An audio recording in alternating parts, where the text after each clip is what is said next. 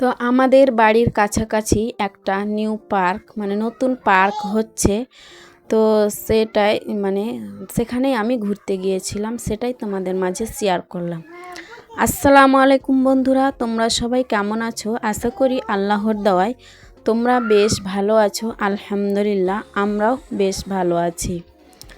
তো নতুন দিনে আর একটা নতুন ভিডিও নিয়ে হাজির হয়েছি।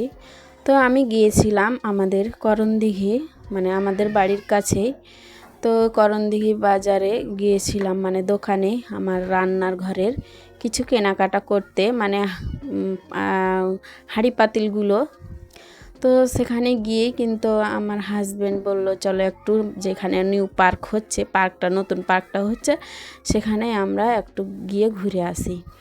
তো দেখতে পাচ্ছ এখানে লেখা আছে আই লাভ করণদিঘি। আর এটা হচ্ছে এখানটায় নাকি একজন রাজা বাস করতো আগে, রাজার আমলে। তো সেই রাজার নাম হচ্ছে কর্ণ। তো এখানটা এই পুকুরটা হচ্ছে গোলাকার।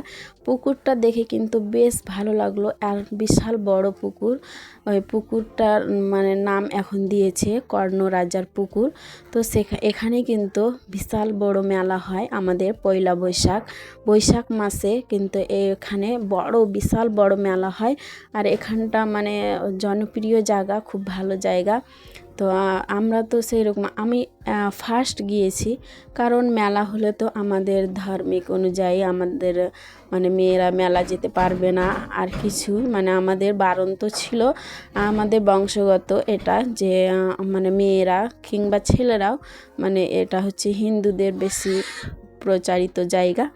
তো ওখানে যাওয়া হবে না এই রকম, মানে আমাদের পরিবার থেকেই নিষিদ্ধ ছিল, তাই আমরা কোনো দিন যাইনি। আমি ফার্স্ট টাইম, মানে আমার জীবনের ফার্স্ট টাইম এই জায়গাটুকু দেখলাম।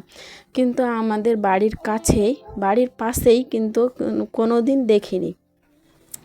তো আজকে হাজব্যান্ড আমাকে দেখাতে নিয়ে গেল যে চলো ওখানে নিউ পার্ক হচ্ছে, আর যেখানটায় মেলা বসে, মেলা লাগে প্রত্যেক বছর বৈশাখ মাসে। তো ওখানটায় চলো একটু ঘুরে নিয়ে আসি তোমাকে। তো সেখানে আমি ঘুরতে গিয়েছি, আর সেটাও তোমাদের মাঝে কিন্তু আমি শেয়ার করেছি। অনেক ছবি তুলেছি, তারপর মানে ভিডিও করেছি মোটামুটি করে। তো ওইটুকুই, মানে জাস্ট আমি একটু যেটুকুই করেছি সেটুকুই তোমাদের মাঝে তুলে ধরলাম। কিন্তু আমি মানে ভালো মোবাইলটা নিয়ে যেতে ভুলে গিয়েছি, কারণ আমাদের তো যাওয়ার কথাই নাই, গিয়েছিলাম দোকানে। সেখান থেকেই কিন্তু কীভাবে মনটা হয়ে গেল, হাজব্যান্ড তখন নিয়ে গেল। তো যাই হোক, মানে সব কিছু দেখা হয়ে গেল। তো ভিডিওর শুরুতেই বলবো যে যেখান থেকে এই মুহূর্তে আমার ভিডিওটা দেখছো, আশা করব একটা ছোট্ট লাইক দিয়ে আমার ফুল ভিডিওটা কন্টিনিউ করবে, কারণ তোমাদের একটা ছোট্ট লাইক আমার ভিডিওটা অনেক দিদি বোনেদের মাঝে পৌঁছে যেতে সাহায্য করবে।